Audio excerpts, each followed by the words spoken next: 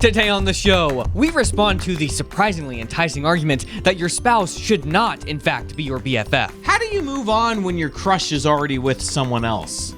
Or should you? And we debate which is better, PC gaming or console gaming. All this and much more on the 20th, that's right, Jordan, 20th episode of the Blimey Cow podcast.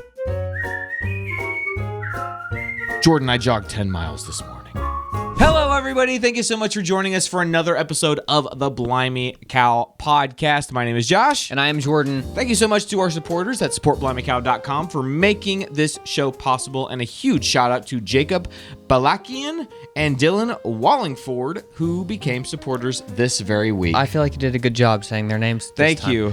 Check out our Clips channel, everything that you love about the podcast, but without the time commitment. We have over 500 subscribers now, so check that out. Click the link down below. Channel's just blowing up. YouTube.com/@BlimeyCowClips. Oh, and this week's question, would you rather own 3 small homes wherever you chose or 1 mansion in a single location? I think I know the answer. Do you know the answer? I tried to think of a question this week that stumped even me. Oh, good. I don't know what I'm You gonna- asked yourself a question that you couldn't answer. I have to think about it. Hi, everybody. Hey, Hello. Jordan. How was your week, buddy? What's new? Good. So at the end of this show, we're going to talk about, we're going to rank our favorite Relient K songs. Yes. So I was on, Apple Music. I do use Apple Music, Josh, not Spotify. It's a shame. You're very insecure about this. You always make Well, I'm apparently sorry. everybody uses Spotify because everyone's always posting their year in review of Spotify, and I'm like, Apple's not cool enough. Almost that time of year again. Is it? Okay. Yeah. Well, anyway, so I was looking up Relient K songs, just to really solidify the top 5 in my mind. I see how this came about. And so then the first thing, I typed in Relient K, and the first thing was The Beautiful Letdown, our version. And I was like, what is that? Jordan says, wait, what's going on So here? I clicked it, and... Did Matt Thiessen... Is this a Newsboy situation where Michael Tate joins the Newsboys? Yes. Did Matt Thiessen join Switchfoot? Yes. So now Matt Thiessen is a part of Switchfoot. No, he did one song on the compilation album of Owl City did one song from The Beautiful Letdown, all this stuff.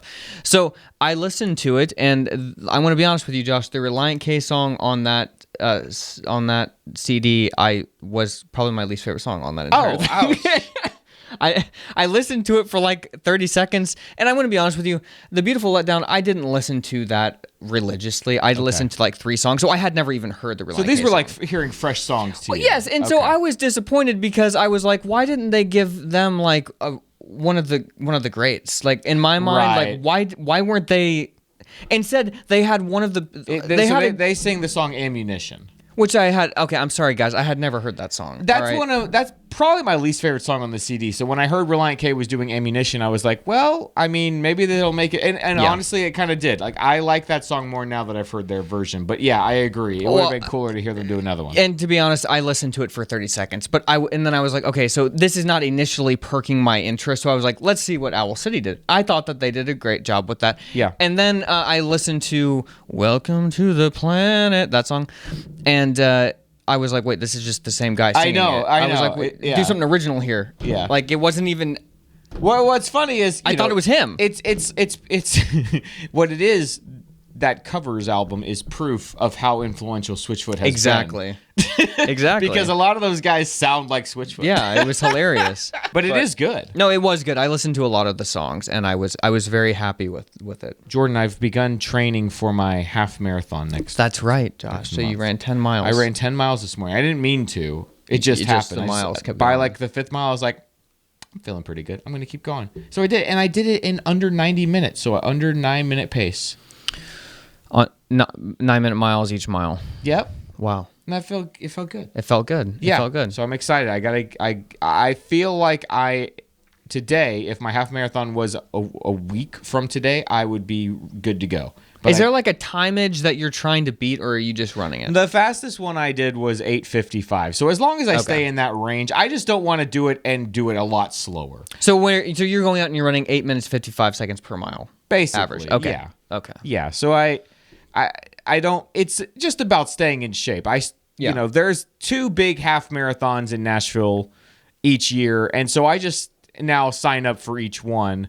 Just so that I have an excuse to stay in shape every 6 months. Just to make sure I can still do it. Benchmark, Yeah, so as long as I can run about a 9-minute mile, for 13.1 miles. I'm happy with that. I Yeah. feel like that's like when you talk about hanging from a pole for 2 minutes. Like it's just like a benchmark to say, all right, I'm in decent enough shape that I can hang from a pole for 2 minutes. I'm in decent enough shape I can jog 13 miles every once in a while if I needed to. If I was running away from something, You could escape.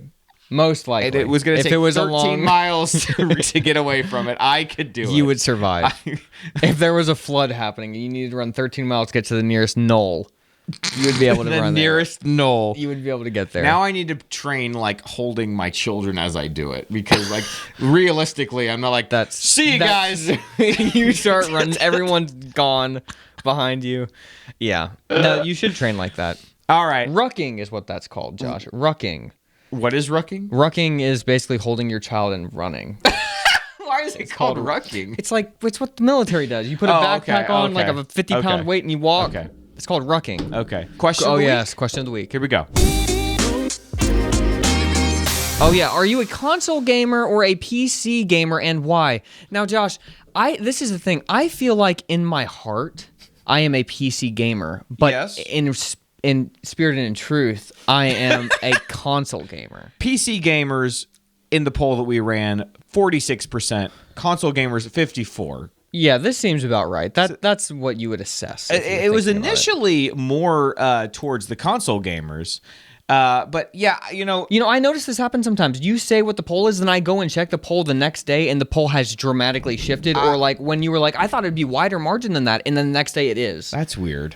I don't know why that is. And like, we have an initial audience that votes in our polls that's very biased in one direction. That's what it seems like. But it's always about weird things. Most of the time, if I'm playing something, it is on the computer. But I play the Nintendo with the boys. The Switch is upstairs, and the computer stuff is down here. So come on, boys, let's go. And everything is attached to my like standing desk, so it's like they're like on the walking standing desk. Yeah, like all right, everybody, climb on up on the treadmill. Let's walk 13 miles. Let's do some rucking. You guys hang on. I'm gonna do some playing here. WASD. Yeah, I prefer PC gaming. Yeah. Except for one thing. Console games have discs or cartridges, and you can trade those in. Most stuff you're playing on the PC, you buy, and then, now you just have a license to download a file. Yeah. But I can't ever sell it. You know what I mean? True. It's just money that's being thrown away. You can't trade it in. Right. For You can't thing. trade it's it a in. Commitment. Yeah. In theory, PC, but in heart and soul and spirit, Switch. Yeah. Okay. I'm surprised you play Rocket League on the Switch. I've played it on the Switch, and I'm like, man, this is... Well, I've got one of the controllers. I mean like the visuals. It doesn't look as nice. I literally I am so used to that. Okay. Like I've never had a nice TV or a nice anything. So I guess, I don't even really know what. Yeah. That doesn't affect me for some reason. Yeah. Next week's question is: would you rather own 3 smaller homes wherever you chose, or 1 mansion in a single location? So you get to pick where these 3 houses are. You could be living down in Florida. You could have a house up in New York. You could be in Texas. You could have houses wherever you wanted, or 1 mansion in 1 spot. I got you. Okay? Yeah. Think about this. Leave a comment below. We'll talk about this next week.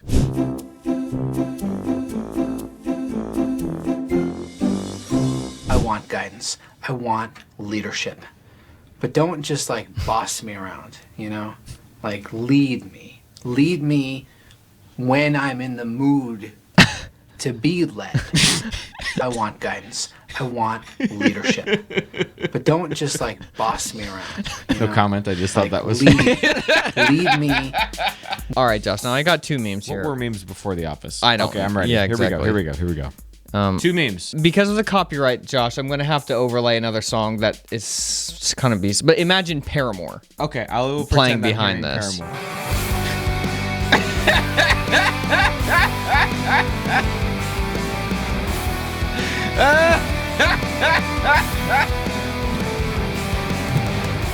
My friend who posted this, she said, "What?" She said, "How did they get like every picture from my high school graduation so accurate?" Dude, that's so funny. It's the shirt, And it's you got the long socks. That's hilarious. I love Classic that. times, man. Oh man. I've got one more.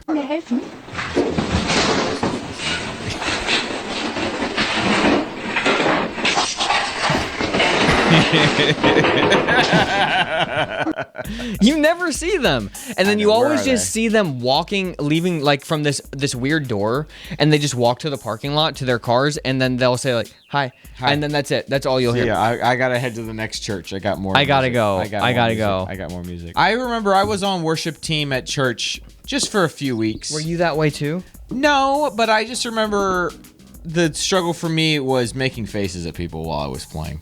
Yes, you did do that. I remember I used to. I would find where Anna was. Yeah, and you would just make faces. There was this one song that played that we both hated, and so every time it came on, I would just look at her and be like.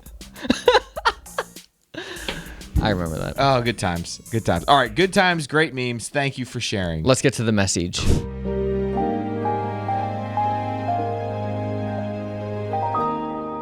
Dear Jordan and Josh, I'm a 16-year-old female and I really like a guy from my co-op. Problem is, he has a girlfriend. I told myself it was time to let go of the guy, but that's proving to be easier said than done. At my co-op, we have a ballroom dancing class. Whenever I dance with him, I force myself to appear unemotional when I'm actually feeling a lot of emotions.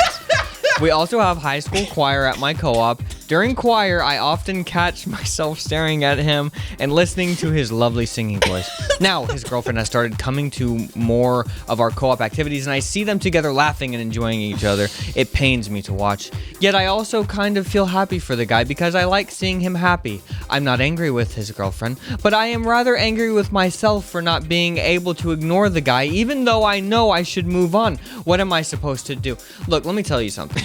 Whenever somebody says, I'm happy that the other person is happy, no, you're not. You're lying to yourself. You don't think so? No. I think that doesn't even enter most people's heads. So even having the self-awareness to know that that's something that you should aspire to. No. Do you know how many times I've heard that on Teen Mom? No, not on here. No. They don't just want even my pretend. Baby daddy to be happy. Yeah, they don't even pretend there.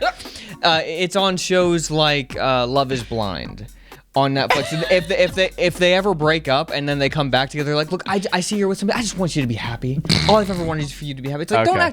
don't act like you guys have this like secret relationship where you want him to be happy with his girlfriend. So you have like this dominance over them because you're allowing him. It's ridiculous. So anytime I sense that, I don't think that you're per se doing that, but that to me shows that there is an untruth in your mind. Your reality show ready. Yeah, it's not true when you see him having a great, amazing time with his boyfriend that you're happy for his boyfriend. I want to get her boyfriend. I want to get a t-shirt that says, I force myself to appear unemotional when I'm actually feeling a lot of emotions. Yeah. I think that's a pretty good quote. That is a pretty good quote. So what should she do? I mean, should she move on, or what am I supposed to do? I mean, look, there's not much she can do to I mean, it's like, what are you going to do?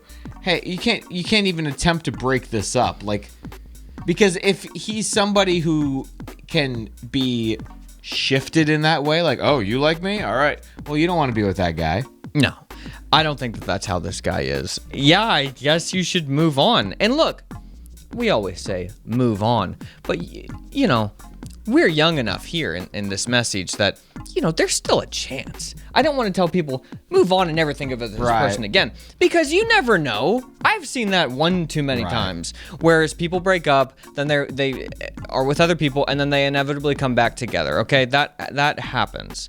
So is she saying that she has actually been dating this guy in the past? No. Oh, okay. So you've never even we've never had any relation with this dude at all. No, that's what I'm saying.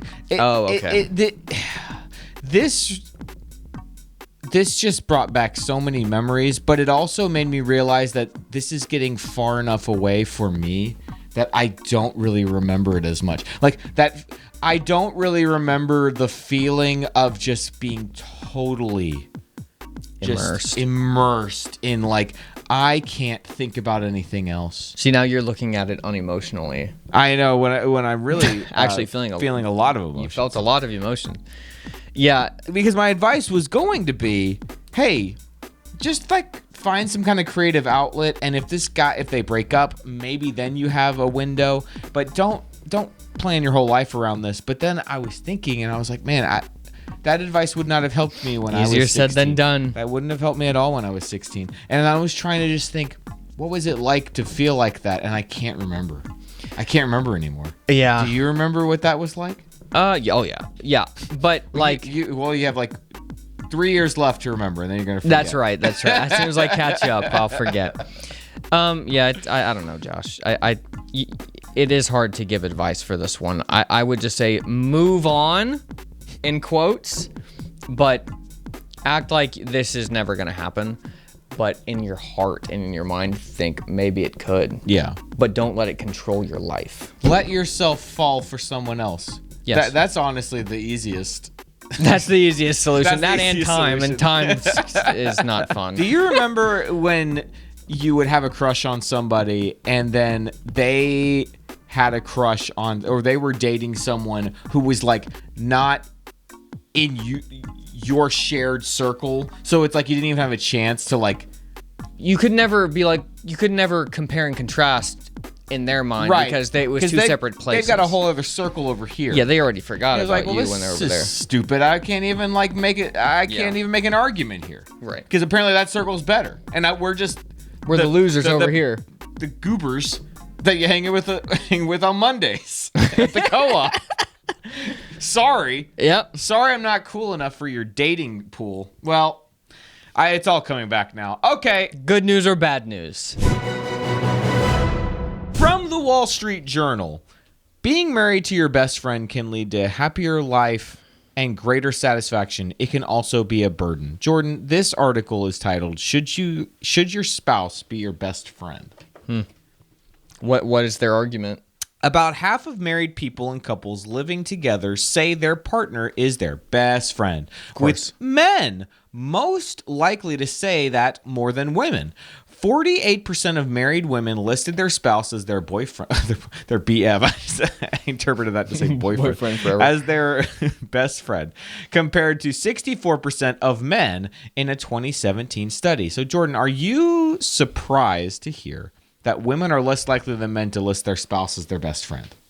Is that surprising to you, or it is, and then it's like not at the same time because of the different people process things. Like that's what's confusing, because you would think that the girl would say that he is my best friend, but I think that a guy might say that because he knows he needs a best friend and he doesn't have one. And so he's like, well, my wife is my best friend. And you say that because you don't have a best friend in real life, because guys are generally more lonely. right? So whereas a girl is meeting people in the bathroom and everybody's her best friend, like for like 5 minutes. So it's like, oh, my husband, I mean, if you're more relationship focused, then yeah, it makes sense that, oh yeah, well I got my husband, but I got my girlfriends over here. You know what I mean? But whereas a guy is just like is more going to be more of a loner, and so who's my one friend? A lot of the appeal of the spouse is this to say, oh, you're like my only friend. You're the only one I talk to. I love you. Yeah. I can't believe this is working out. We're still together. So they often hear from women who tend to have richer social networks. I wish my husband had more friends. Yeah. Couples who are best friends say they work on it. They listen, share feelings, thoughts, explore new things together. But relying on one person to be your everything, a partner, cheerleader, lover, counselor, can be too much, even for spousal superheroes. So, Jordan, should... The argument they're making is it too much to ask that one person be everything? I'm just trying to think of like in the old days when people had farms and people were dying left and right, and it was like, are we gonna make it this winter? That person, in a way, their spouse is their everything. They have to be. And the guy, yes, he would go to work, but he would be out in the field. And then in the wintertime, like there's not that much to do except for like you've prepared, you're preparing, you guys are doing things together at that point inside and making sure that your animals aren't dying, but like you're not in the field like doing all this crazy stuff. I want to say that it's easier now for people to be everything to them because people, I feel like, are so much more isolated now. But back then, people were isolated, but they were more connected. And so maybe it was healthier back then for people to be there, everything. Now it's almost like it feels like people need to have more friends because people, even the small connection that they have with their families now that are still feel disconnected, like they need some kind of outside connection to like the community and stuff. At least back in the day, people had a connection to their community as well as their family, but their family was still their everything, but their community really meant a lot and really dictated what they did and stuff. Now it's like but the community doesn't matter. Now the community has been replaced with like your social network. Yeah. And your Facebook friends. Which is a lot of just seeing how other people are portraying themselves. Yeah. Versus, the people at the farm 3 miles down the road. You see them at church, though. You see all these people in instances and times that really connect you guys together. Well, and most likely you've been through some sort of a bad winter where people probably had to help each other, and you know what I mean? So it's like it's not just like your neighbor down the road. It's somebody who probably like you helped them or they helped you during a really tough time. Yeah, now it feels like I wouldn't think that back in the day people would say I don't have any friends. Back in the day, people would probably say, yeah, I've got a lot of friends that they would do anything for. Yeah. But they don't see them as often. Yeah. Now it's like we see people all the time, but it's just on Instagram. And we have no connection to them in reality. Like we wouldn't necessarily do anything for them. You know what I mean? Yeah. I think part of the issue is that we've been so comfortable for so long that now we're like it's not about like survival as much as it is about comfort. And so the question is, how can I be the most comfortable or safe or whatnot? And so it's almost like now like that my wife is my best friend is almost a way of shielding yourself. I don't need anybody else because I've got my wife as my best friend and she's my lover and she's this. So it's kind of, but in the old days, I feel like people, maybe they wouldn't say my wife is my best friend, but their wife probably actually was their best friend. And now they say that, but is it really true? Yeah. That's kind of the question. Again, like if you've gone through some sort of survival situation with somebody, like that bonds you in a way that, that we can't understand as people who live very comfortable lives, and most of us have not gone through some sort of life or death situation with another person. So so I feel like people it's like they both need their wives and their husbands as their best friend, but they need a community as well that they can have as friends too. Like I think that's kind of the nitty-gritty of it all. Yeah.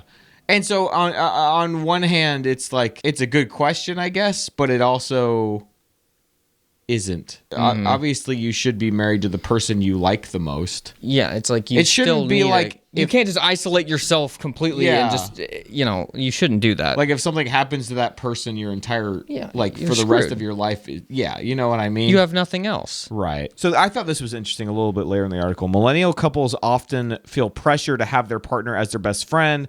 Says Liz Higgins, founder of the Millennial Life Counseling, herself a millennial married to her best friend. Some in their late 20s and early 30s saw their own parents divorce or remain in unhappy marriages. They want to avoid that and think having a best friend partner will help. If that's the goal, she says, they need to focus on what it means to be a best friend and work on that with their partner.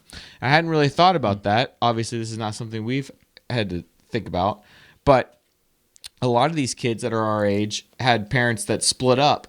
Right. And so that is coloring how they look for someone. I guess I don't think I think about it, should my spouse be my best friend, as something that you would think about after you're married. Are they asking, should you withhold from your spouse because you don't want them to be your best friend? You need to have other people? Because I disagree with that. Completely. It seems like a weird question because it seems like a question that you would only ask in a time where everything is so messed up and weird that you would ask this weird question. Yeah. So it's just, the question is proof that times are not so great for relationships is what it is. It's like you're psychoanalyzing something that doesn't really, that's like if you solved another problem, then that would be solved. If you have to ask the question, then you're already all It's a lost cause. Yeah. That's what it feels like to me. That's why the question in and of itself is just, I don't know. And I feel for these kids who worry. Like I never had to think about that. I never had to think, oh, what if Yeah. What if we get divorced like my parents did? Right. But that's like a legitimate question a lot of people have to ask. And so I get that you would want to say, well, let me make sure I'm with my best friend, because then we have that security outside of just this. They view it as separate. It's just very interesting. What do you guys think about this? Josh, we got another section, facial recognition. Oh, we got facial recognition. I always put it there, and not sure if you're going to have it for me or not. We do and we don't. Oh. So I'll explain. All right.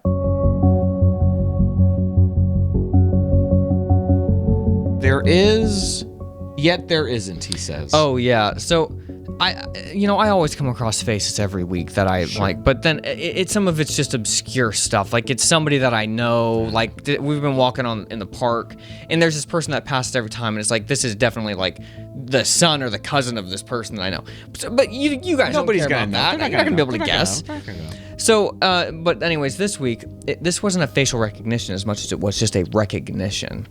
So there was this car, or, I'm out working on outside in the back, and I hear this loud, like, car, like, sounds like it got in trouble. Okay. The car got in trouble. The car was like, it wasn't honking, but it was just sounded like something went terribly wrong.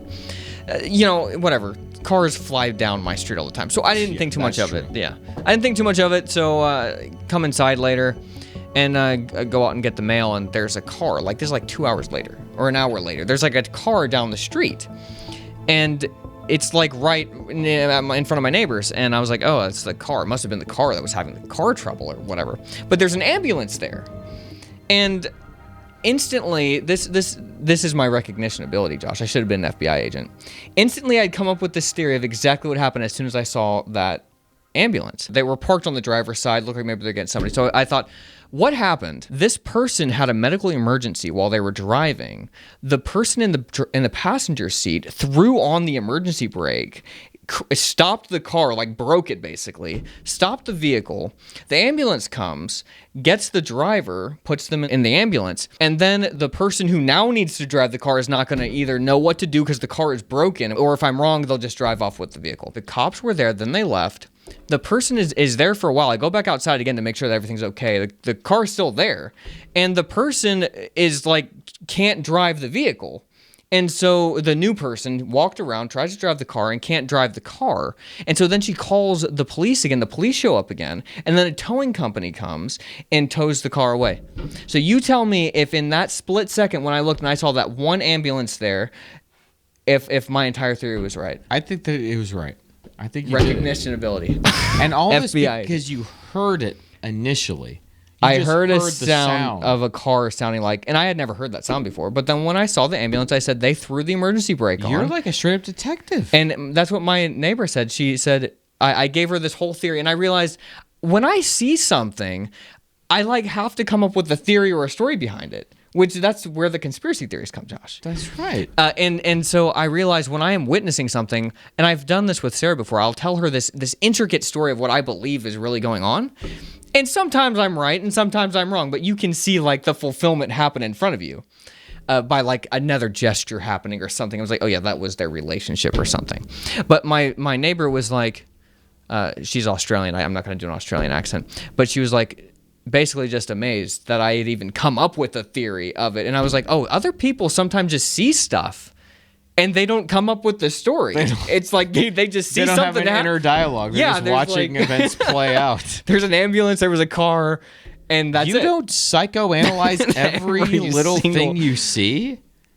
When you pass another driver on the road, you don't like come up with an elaborate backstory for every car that passes by. Exactly. And so today, speaking of that, Josh, today I'm driving here, stop at a stoplight. There's an older lady who's parked, and I was thinking, okay, what's her life? What's her story? What's her story? So what's her story? So I look at her. She seems like she's talking to somebody. There's nobody there, so she's talking to somebody on the phone. And I was like, okay, so does she have grandkids? Like, so I look in the back, and she has so she definitely has a grandchild because there's a seat back there for her. And then I thought, so like, is she like what? And then I look on their little beads on the thing, and she's a Christian. It says Jesus, got the heart thing, and I was like, this is like, so that means that she definitely has she has probably multiple children, but she looked a little older than mom and dad. So I was like, she's probably their child is probably older than Josh, who had one child. So wow. And then the car then it turned green and I just drove away. I forgot about her until this. And she didn't look like anybody, actually. That lady, she didn't look like anybody. Well, this is this is like a whole new level that you're reaching now. It's not about just recognizing that someone looks like Ryan Gosling. Now it's about cracking the case. Oh yeah. I've cracked the case. Yeah, you should maybe get in touch with the FBI. Say like, look, I'm on the facial recognition spectrum, but I'm also an excellent detective. What do we have next, Josh? That wasn't facial recognition, but deep thoughts. Work? I feel like we're already there, but here we go. Deep thoughts.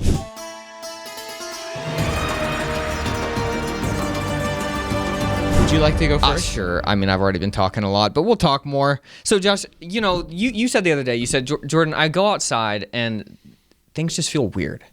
Like people feel weird. I said that? You did. You said that. Okay. And I felt the same. You concurred? I concurred. Thank you. That was the word. So I was thinking, why is that? Is it because people... So number one, obviously, we all know that we're all scared to say, like... you say something online, or it's like, wow, are people going to take this like the wrong way? Right. Is it going to like, how much am I allowed to say what I actually really think? You could get destroyed. But it's not just us, like just general people, but do artists feel that way? Mm-hmm. Do comedians feel that way? Mm-hmm. Do those kinds of people feel that way? And then I thought, well, if they feel that way, then we're pretty much screwed, because those are the people who are going to first break through that outer shell, and then the rest of everybody will kind of come up. But then I was thinking, is that what it feels like in China, in these places where there's a lot of control? Is it not necessarily that the government is controlling people as much as it's like there's just this fear of like, this understanding, like you just gotta you can't go along to get along. Right. Like maybe and I don't know anything about this, but maybe there are no artists who will say like, or comedians who will make jokes about stuff, because they would probably just get dragged off. But then that like teeters down to even like us over here, even though here it's more of this social pressure. There it's more of a governmental pressure. But here it's like this social pressure that, well, the government of the people, all the people are going to take me down or be angry at me, and then I'm going to be out of a job. So it's almost like one and the same thing, but that's kind of what I was just thinking about that today. It was like, what's the reason for the U.S. feeling so weird? Like, it didn't feel this way in 2003. Remember, this obviously just made me think of that song. Oliver Anthony, Richmond, north of Richmond. Yeah, I think that songs like that, I feel like we are in the middle of a shift. Yeah. And songs like that, because what does a good song do? It makes you realize you're not alone. It makes you feel like the things that you weren't sure how to put into words were said eloquently by somebody else, comma, and a lot of other people. That's something that music does so well. Yeah. And that's why comedy, usually the comedians are the first ones that sort of signal a societal shift. Yeah. Because somebody has to say, I feel like I'm not supposed to say this, but... And then if it gets a laugh, it's like, oh, okay, other people do think this too. You know what I mean? And so you can look through history. I mean, I always enjoyed watching old George Carlin stuff, because he was always ahead of the curve on whatever he was talking about. And at the time, he was, very... he made a lot of people mad with the kind of stuff he talked about, and probably seemed a little crazy for the kinds of things he said. But now you watch it back and you're like, boy, he wasn't wrong about pretty much everything he said. So interesting. I take encouragement in that thought. This is a good rebuttal to this, to make the U.S. feel more normal, is that a random dude can make a song that like hundreds of millions of people. Right. Like, I mean, I'm driving down the street and I'm hearing people play it in their cars. Yeah. Like all the time. It's hilarious. Yeah. And that wouldn't have been possible before, you know what I mean? Yeah. So it's like using the current tools using the current tools that are now that right now feel like they're kind of screwing us all because it's able to make people shout you down. You can now hijack it and use the tools to bring everybody together. So at some point that shift's got to happen more. And also that song also made me optimistic that like AI, not in the foreseeable future, will be able to create songs that like really impact a massive amount of people, because that was like such a, how could a computer have come up with the perfect thing at the perfect time, the perfect audience? All an AI could do is receive the information that song is popular and try to write one like it now. But that song, who could have, you know what I mean? Who could have anticipated that song doing what that song did? Yeah, exactly. So that's where my sense of optimism really comes from, because the kinds of things that really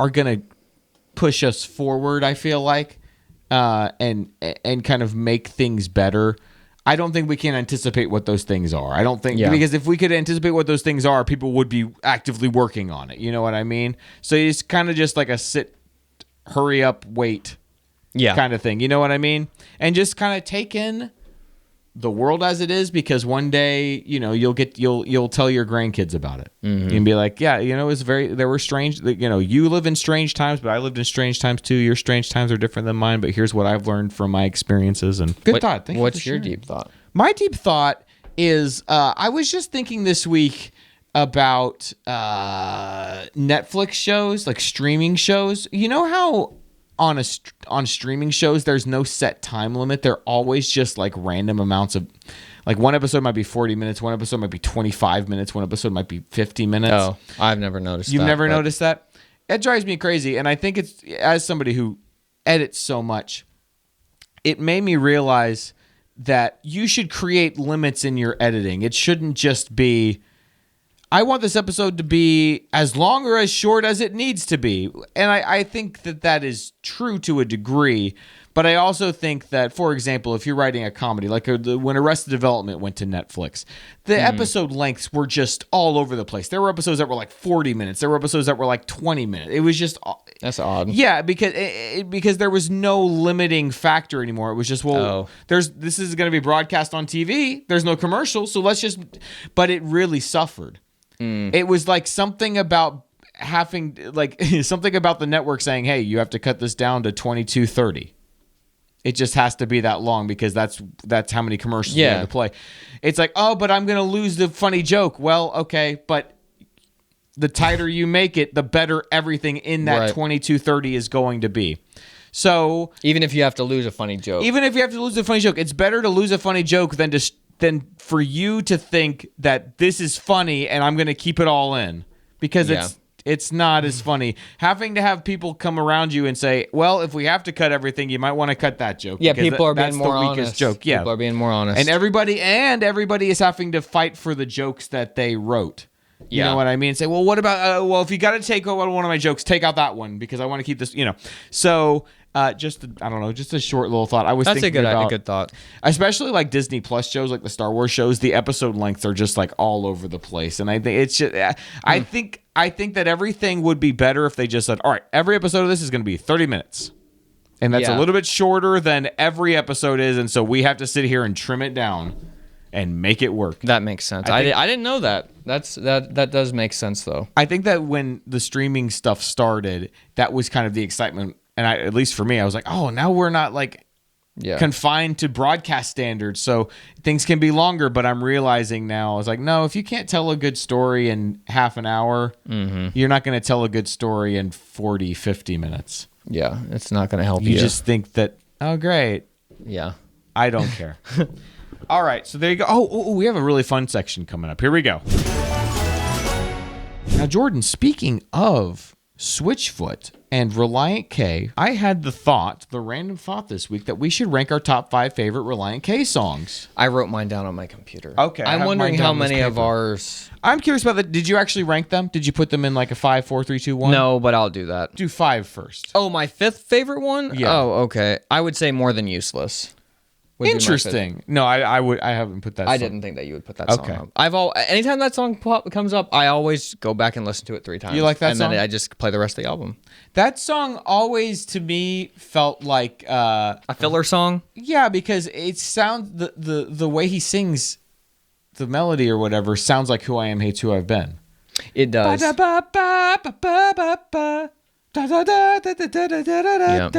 Maybe that song just struck a chord with me. Yeah, no, I mean it's about the lyrics. knows? All mine are Yeah, about yeah, the lyrics yeah. more than the actual music. So that's cool. What's your 5? My number 5 is I Don't Need a Soul. Yeah. I just love that. That's a great song. Just in terms of the lyrics.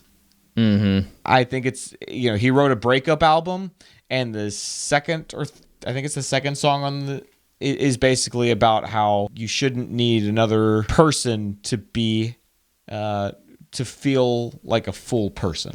Fulfilled, Fulfilled, they would yeah. say. Yeah. I will say my 4th one is Over It. Oh, almost made my list.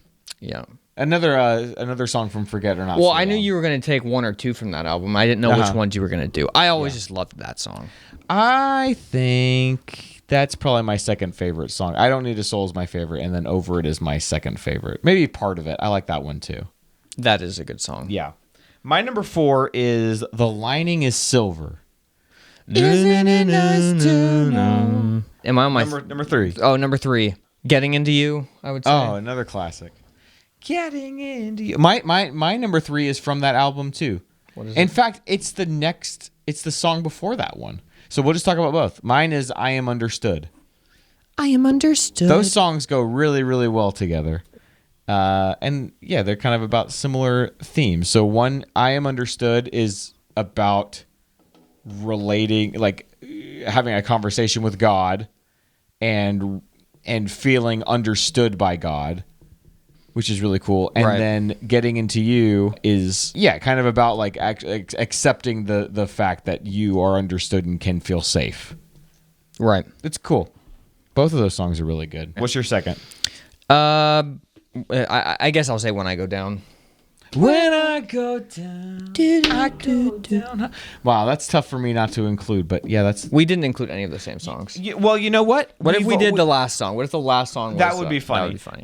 But mine is from that CD too. It's I So Hate Consequences. I knew I had to include one from yeah.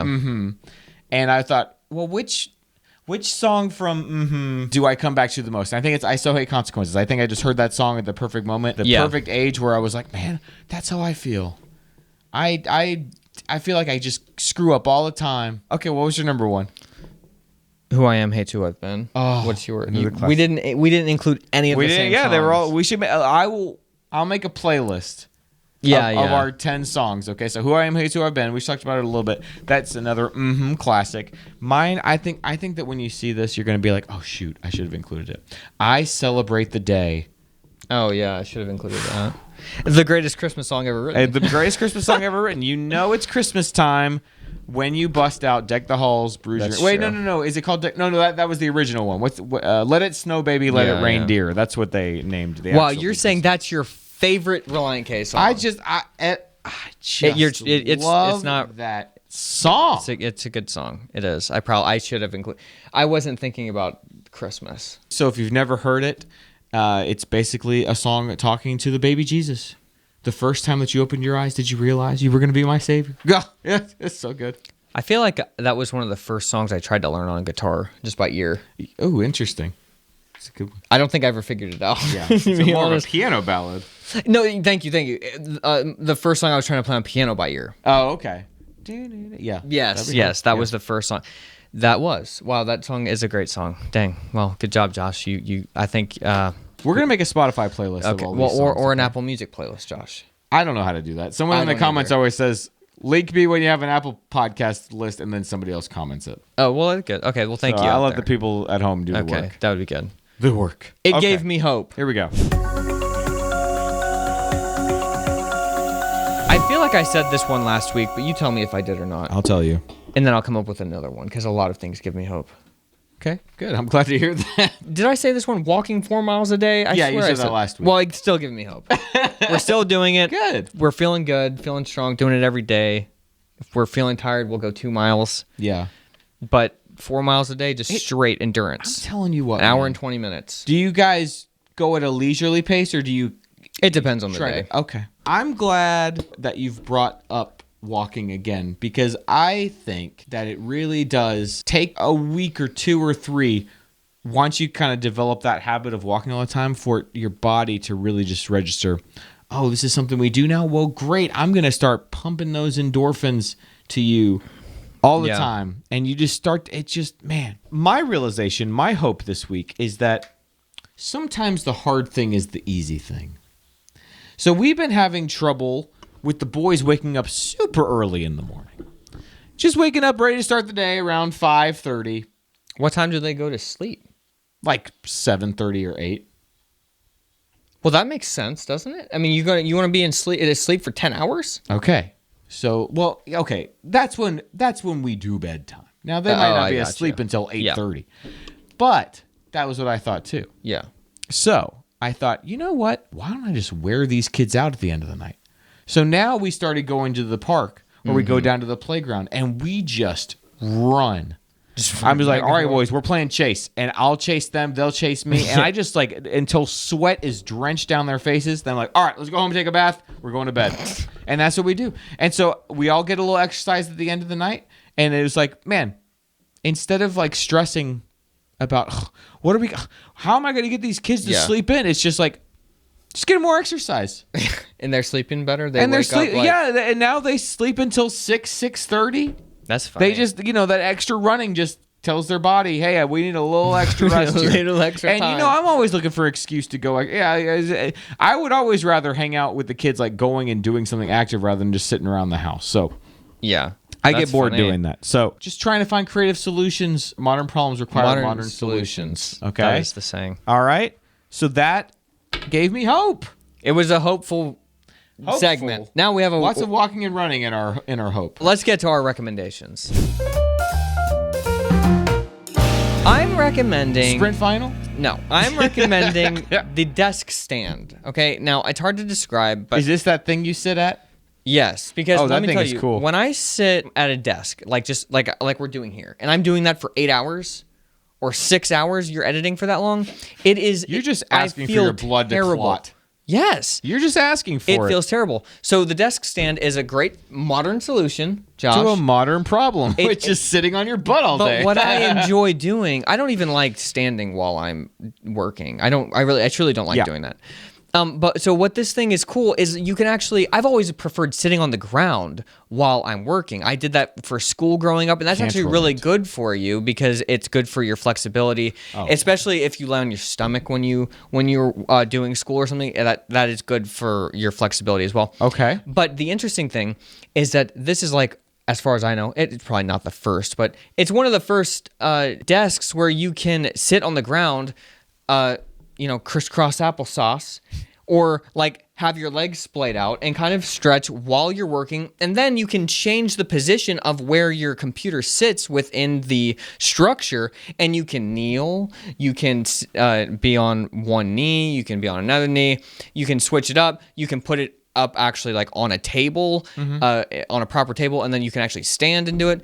But what it is it's uncomfortable to be sitting in the same position on the ground for a long period of time. So this really promotes you to move around a lot because you want to move because okay, I want to change my position.